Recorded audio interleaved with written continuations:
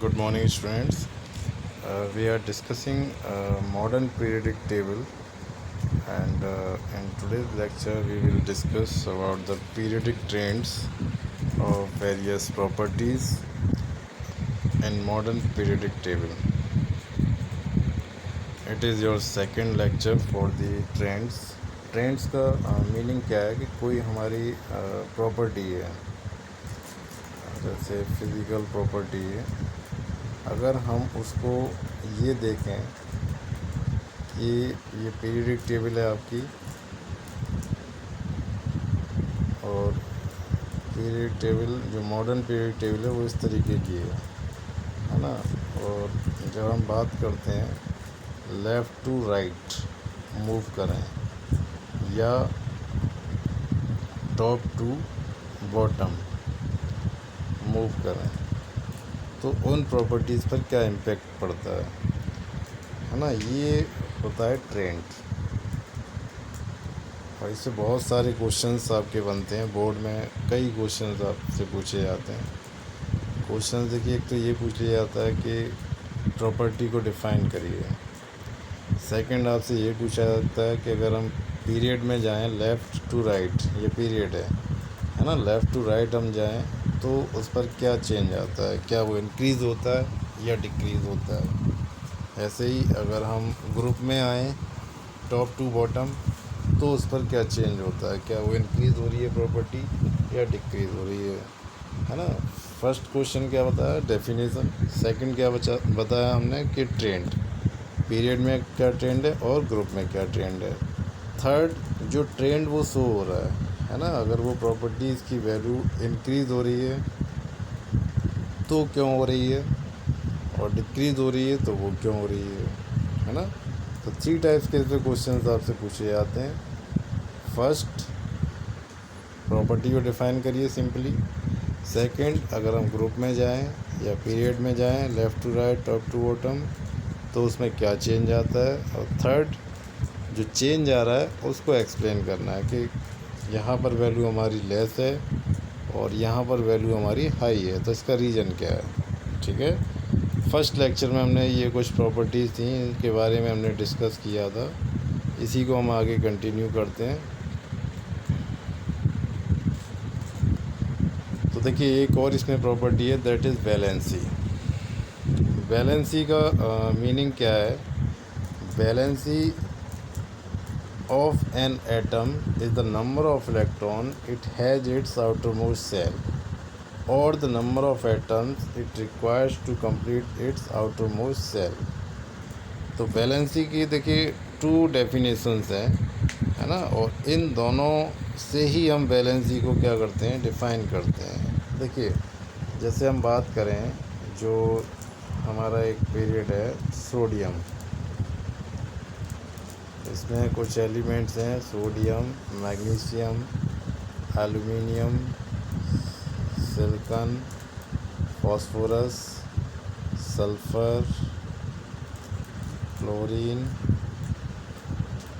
Argon. ठीक है, ये हमारा कौन सा थर्ड पीरियड है। थर्ड पीरियड में हम बात करेंगे। तो इसमें अगर हम देखें तो जैसे फर्स्ट डेफिनेशन क्या कहती है कि number of electron it has an outermost shell.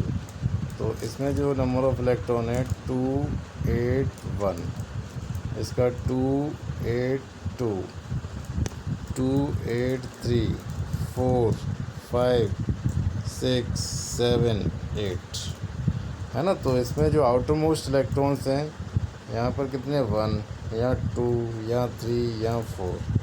तो यहाँ तक तो इसका वैलेंसी या कॉन्सेप्ट समझ में आता है, लेकिन ये वाला कॉन्सेप्ट की वैलेंसी इसकी 5 होगी, है ना, ये थोड़ा इस वाली डेफिनेशन के अकॉर्डिंग परफेक्ट नहीं है। तो इसके लिए देखिए एक और ऑप्शन दिया है कि it requires to complete its outer most shell, यानी सबसे बाहर इसको जो इलेक्ट्रॉन्स हैं वो कैसे होने चाहिए, जो नियरेस्ट नोबल गैस है। नोबल गैस कौन है, आर्गन, उसके पास कितने इलेक्ट्रॉन है 8, और 8 इलेक्ट्रॉन कंप्लीट करने का मीनिंग क्या हुआ कि उसका क्या कंप्लीट होना चाहिए, ऑक्टेट कंप्लीट हो जाना चाहिए। ठीक है, ऑक्टेट को कंप्लीट करने के लिए उसको कितने इलेक्ट्रॉन की रिक्वायरमेंट है, वो भी वैलेंसी हो गई। तो हम कैसे बात करेंगे कि कोई भी एटम, कोई भी एलिमेंट अपना ऑक्टेट यानी 8 इलेक्ट्रॉन कंप्लीट करने के लिए कितने इलेक्ट्रॉन एक्सचेंज या शेयर करता है ना, दैट इज़ वैलेंसी। तो इसकी वैलेंसी क्या हो जाएगी 1, इसकी 2, इधर 3, ये 4 जो इलेक्ट्रॉन है वो क्या करता है, शेयर करता है। कार्बन फैमिली का है सिलिकॉन, और कार्बन की हमने पढ़ा है चैप्टर 4 कि it is a covalent in nature, इसके सारे कंपाउंड कोवलेंट होते हैं और ये कोवलेंसी शो करता है।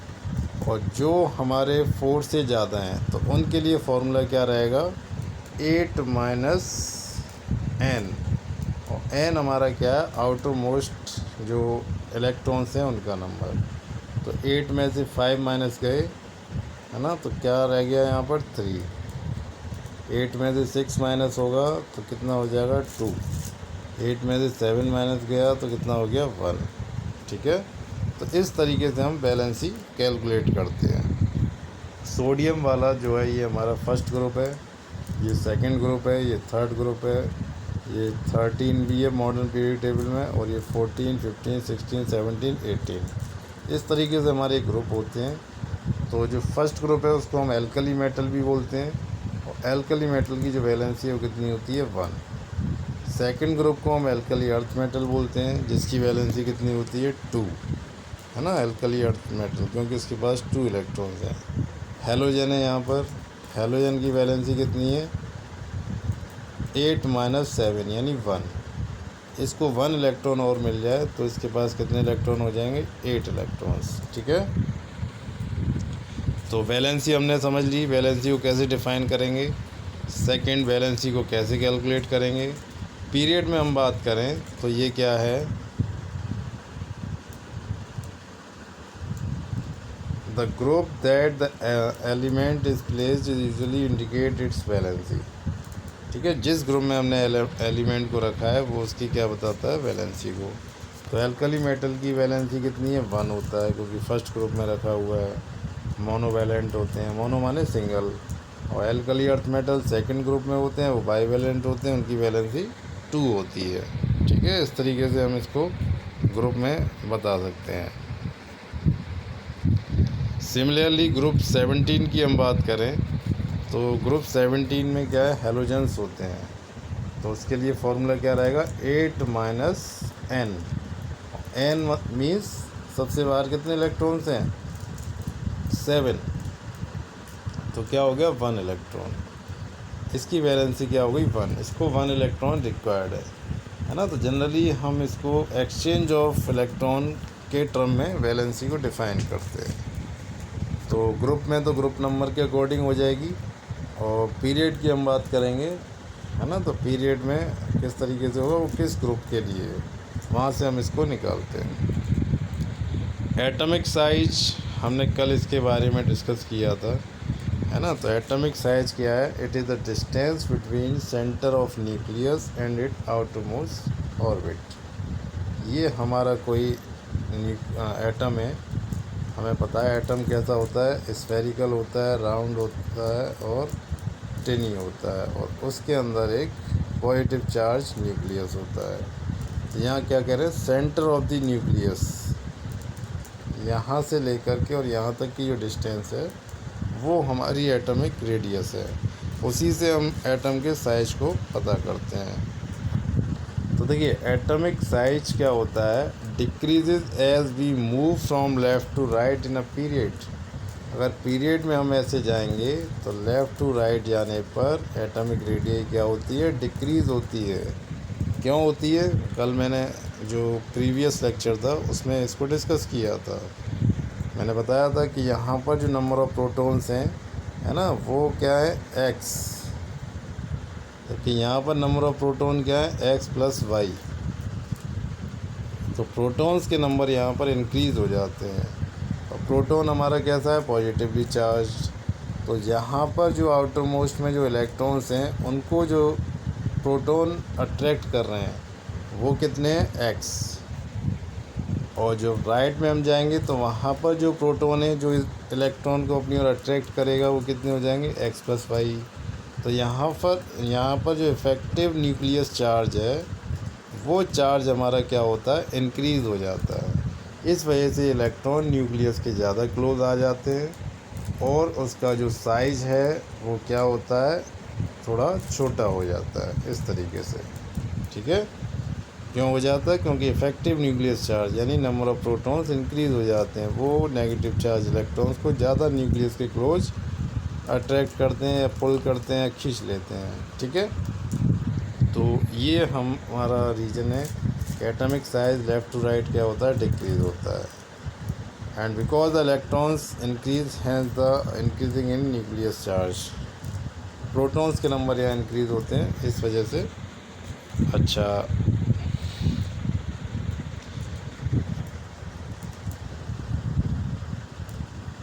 अब देखिए यहाँ पर एक एग्जांपल दिया हुआ है आपको, इससे आपको और क्लियर हो जाएगा एटॉमिक साइज का कि जो इनिशियल ग्रुप है वहाँ कितना है 145 और उसके बाद वो डिक्रीज़ हो के कितना हो गया 105। क्यों, क्योंकि यहाँ पर जो प्रोटॉन्स हैं वो कम हैं, तो वो इन इलेक्ट्रॉन्स को क्या करता है, अपनी ओर अट्रैक्ट करता है ना, तो लेस पावर के साथ अट्रैक्ट करता है। यहाँ पर साइज और छोटा हो गया इधर, और 85 पिकोमीटर रह गया, यहाँ 70 पिकोमीटर, यहाँ 65, यहाँ 60, यहाँ 50 और यहाँ पर 30। ठीक है, तो इस साइज हमारा क्या हो रहा है, डिक्रीज़ हो रहा है। क्यों डिक्रीज़ हो रहा है, क्योंकि इफ़ेक्टिव न्यूक्लियस चार्ज यानी नंबर ऑफ़ प्रोटॉन्स क्या हो रहे हैं, हमारे इंक्रीज़ हो रहे हैं। प्रोटॉन पर कैसा चार्ज होता है, पॉजिटिव, और साइज़ हमारा एक्चुअल में किस पर डिपेंड करता है कि सबसे बाहर जो इलेक्ट्रॉन है वो जिस ऑर्बिट में रोटेट करते हैं वहाँ तक की डिस्टेंस को हम एटॉमिक साइज कहते हैं। इलेक्ट्रॉन जितने दूर होंगे उतना ही साइज बड़ा होगा, इलेक्ट्रॉन जितने न्यूक्लियस के पास होंगे, है ना, उतना ही उसका साइज छोटा हो जाएगा। ठीक है, next one is electronegativity. Electronegativity is the ability of an atom of any element to attract a shared pair of electron in a chemical bond। देखिए ये बहुत इम्पोर्टेंट प्रॉपर्टी है ना। आप इसको अभी केवल आपको यहाँ पर डेफिनेशन दी है, लेकिन जब आप हायर क्लासेस में जाएंगे 11th और 12th तो वहाँ पर एक ये बहुत ही ज़्यादा इम्पोर्टेंट कॉन्सेप्ट बन जाता है। ऑर्गेनिक केमिस्ट्री की हम बात करें तो कई सारे ऐसे इफ़ेक्ट हैं जो इलेक्ट्रोनेगेटिविटी की वजह से एग्जिस्ट करते हैं, है ना। जैसे हम बात करें इंडक्टिव इफ़ेक्ट हो गए, रेजोनेंस इफ़ेक्ट हो गए, इलेक्ट्रॉनिक इफ़ेक्ट हैं, हाइड्रोजन बॉन्डिंग हो गई, पोलर नॉन पोलर, कई सारे ऐसे इफ़ेक्ट्स हैं जो इलेक्ट्रोनेगेटिविटी की वजह से होते हैं। लेकिन अभी वहाँ आपको नहीं सोचना, यहाँ केवल इतना जान लीजिए, ये कई सारे आपके जो एग्ज़ाम्स होते हैं जैसे NTSE होता है ना, ओलंपियाड होते हैं, उनमें भी ये क्वेश्चन पूछा जाता है इलेक्ट्रोनेगेटिविटी पर। तो इलेक्ट्रोनेगेटिविटी एक्चुअल में क्या है कि कोई हमारा ये एटम है A और ये एटम है B। अब देखिए एक जो बॉन्ड बनता है, मैंने बताया है कि बॉन्ड के लिए क्या है कि 2 इलेक्ट्रॉन्स का होना बहुत ज़रूरी है। तो मान के चलिए एक इलेक्ट्रॉन A है, एक एटम A है, उसका इलेक्ट्रॉन ये वाला है क्रॉस, और दूसरा एटम है B, उसका इलेक्ट्रॉन है ये वाला, ठीक है, ग्रीन वाला। और जब ये दोनों एक दूसरे के कांटेक्ट में आते हैं तो इससे हमारा क्या है, एक बॉन्ड बन जाता है AB। ठीक है, यहाँ पर हमारे 2 इलेक्ट्रॉन है, 1 इलेक्ट्रॉन A का है, 2 इलेक्ट्रॉन B का है। अब क्या होता है कि मान के चलिए कि यहाँ पर A जो है वो ज़्यादा इलेक्ट्रोनेगेटिव है। A अगर ज़्यादा इलेक्ट्रोनेगेटिव होगा तो ये क्या करेगा, ये जो इलेक्ट्रॉन है शेयरिंग वाला है ना, दोनों के बीच में शेयरिंग है, इस पर A का जितना राइट है उतना ही B का है। लेकिन A हमारा क्या है कि स्ट्रॉन्ग है, मोर इलेक्ट्रोनेगेटिव है, इसको इलेक्ट्रॉन की ज़्यादा रिक्वायरमेंट है, यानी ये मोर इलेक्ट्रोनेगेटिव है, या बोल सकते हैं ये नॉन मेटेलिक टाइप का है ना। तो ये क्या करेगा, इलेक्ट्रॉन पेयर को अपनी ओर अट्रैक्ट कर लेगा। ठीक ठीक है, इसको हम बोलते हैं इलेक्ट्रोनेगेटिविटी। तो it is the ability of an atom of any element to attract a shared pair of electron. ये क्या करता है, शेयर्ड पेयर ऑफ इलेक्ट्रॉन को अपनी ओर अट्रैक्ट कर लेता है। कहाँ पर, जब कोई केमिकल बॉन्ड बनता है, ठीक है। It is a major of tendency of an atom to form a molecule by attracting electron to itself. तो इससे क्या है, हमें ये भी पता चलता है कि कोई एटम कितनी टेंडेंसी रखता है एक मॉलिक्यूल फॉर्म करने की। तो सबसे ज़्यादा जो हमारा इलेक्ट्रोनेगेटिव है एलिमेंट वो है फ्लोरीन। और जब आप पीरियोडिक टेबल देखेंगे तो वहाँ आपको पता चलेगा, जैसे ये हमारी पीरियोडिक टेबल है, तो इसमें जो सबसे एक्सट्रीम में यहाँ पर आपको फ्लोरीन मिलता है ना। ये लास्ट वाला तो नोबेल गैस है, उसे तो रिएक्टिविटी यानी केमिकल बॉन्डिंग से कोई मीनिंग नहीं है ना। नोबेल गैस को हम छोड़ दें तो उसके बाद सबसे जो हमारा राइट साइड है उधर आपको क्या मिलेगी, 17 ग्रुप, जिसको हम हैलोजन कहते हैं। उसमें जो फर्स्ट एलिमेंट है दैट इज़ फ्लोरीन। और वो हमें पता है क्या है, नॉन मेटल का भी ग्रुप है। सबसे ज़्यादा नॉन मेटलिक कैरेक्टर उसी ग्रुप में मिलता है, यानी सबसे ज़्यादा नॉन मेटल्स ग्रुप 17 के ही एलिमेंट होते हैं, ठीक है। तो वही हमारे कहन में टेंडेंसी होती है बॉन्ड बनाने की, और ये सबसे ज़्यादा इलेक्ट्रोनेगेटिव होते हैं। ये कहीं से भी इलेक्ट्रॉन अगर इनको मिलेंगे तो ये अपनी ओर क्या करेंगे, अट्रैक्ट कर लेंगे। तो एबिलिटी ऑफ एन एटम और element to attract a shared pair of electron. तो शेयर्ड पेयर ऑफ इलेक्ट्रॉन को अट्रैक्ट करने की टेंडेंसी सबसे ज़्यादा किसमें होती है, फ्लोरीन में। फ्लोरीन किस में है, हैलोजन ग्रुप। हैलोजन किस ग्रुप में है, 17 ग्रुप में है। और सबसे लीस्ट किस में होती है, सीजियम। तो सीजियम कहाँ पर है, फर्स्ट ग्रुप में सबसे नीचे। देखिए कौन कौन से एलिमेंट हैं यहाँ पर, लिथियम, सोडियम, पोटेशियम, रुबिडियम और सीजियम, है ना। तो यहाँ पर देखिए लेफ़्ट साइड में सबसे नीचे वो सबसे ज़्यादा इलेक्ट्रो पॉजिटिव है, या बोलेंगे सबसे कम इलेक्ट्रोनेगेटिव है। और राइट साइड में सबसे ऊपर वो हमारा मोस्ट इलेक्ट्रोनेगेटिव है, या बोले सबसे कम इलेक्ट्रो पॉजिटिव है, ठीक है। यानी नॉन मेटल होगा तो कैसा करेक्टर होगा, इलेक्ट्रोनेगेटिव। मेटल होगा तो कैसा करेक्टर होगा, electro positive. Non metallic character right side में सबसे ऊपर मैक्सिमम होगा, और जो मेटलिक करेक्टर है वो लेफ़्ट साइड में सबसे नीचे मैक्सिमम होगा, इलेक्ट्रो पॉजिटिव। इलेक्ट्रोनेगेटिव यहाँ कम होगा, ठीक है। हमने इलेक्ट्रोनेगेटिविटी को डिस्कस कर लिया, इसके ट्रेंड को जान लिया। रीज़न क्या रहेगा, रीज़न सिंपल सी है कि जो हमारे नॉन मेटल्स हैं वो क्या करते हैं, इलेक्ट्रॉन एक्सेप्ट करते हैं। मेटल्स हैं वो क्या करते हैं, इलेक्ट्रॉन शेयर करते हैं।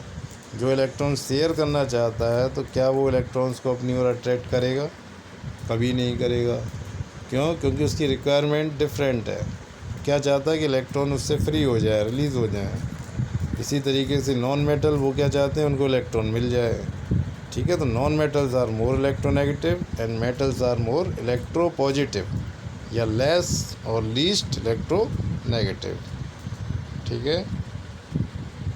अच्छा, ग्रुप में भी हमने बात की कि ऊपर से नीचे आने पर इलेक्ट्रोनेगेटिविटी डिफरेंटली क्या होती है, डिक्रीज़ होती है, और इलेक्ट्रो पॉजिटिविटी हमारी इंक्रीज़ होती है। पीरियड में लेफ़्ट टू राइट जाने पर इंक्रीज़ होगी, क्योंकि नॉन मेटलिक करेक्टर इंक्रीज़ होता है। तो देखिए metallic and non metallic properties की हम बात करें तो पीरियड टेबल आपने देखी है, उसमें जो एक्सट्रीमली लेफ़्ट साइड है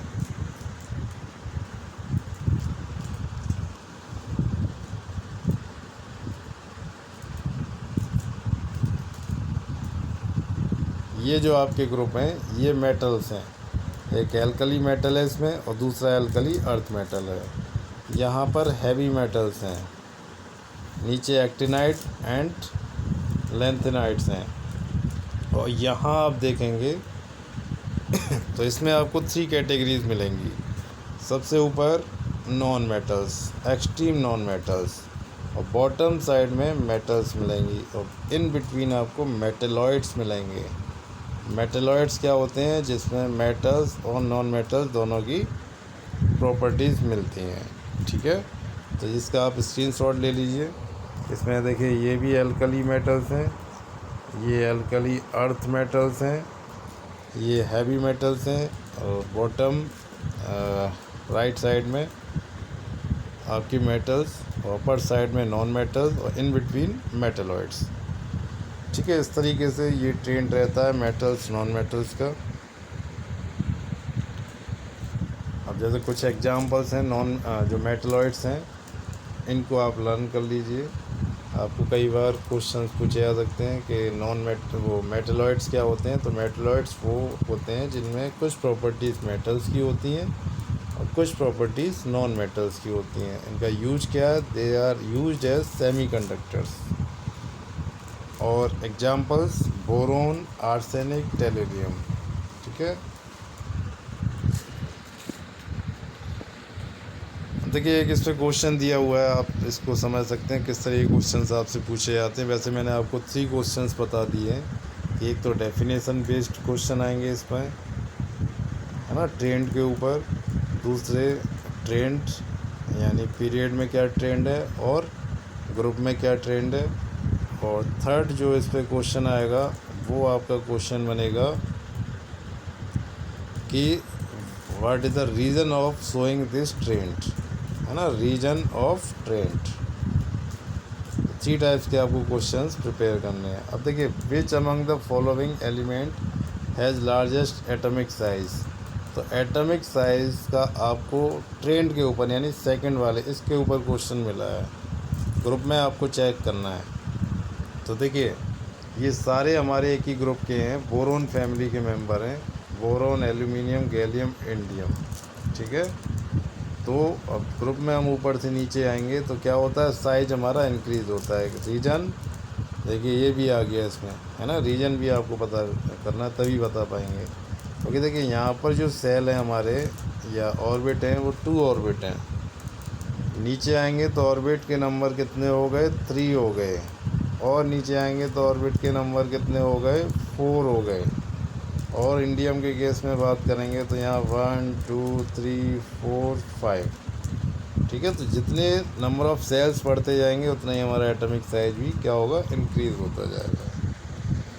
ठीक है, ये चैप्टर आपका फिनिश हो गया। इसके आप नोट्स कंप्लीट करिए और सेंड करिए। ओके, कोई डाउट हो तो प्लीज़ आस्क।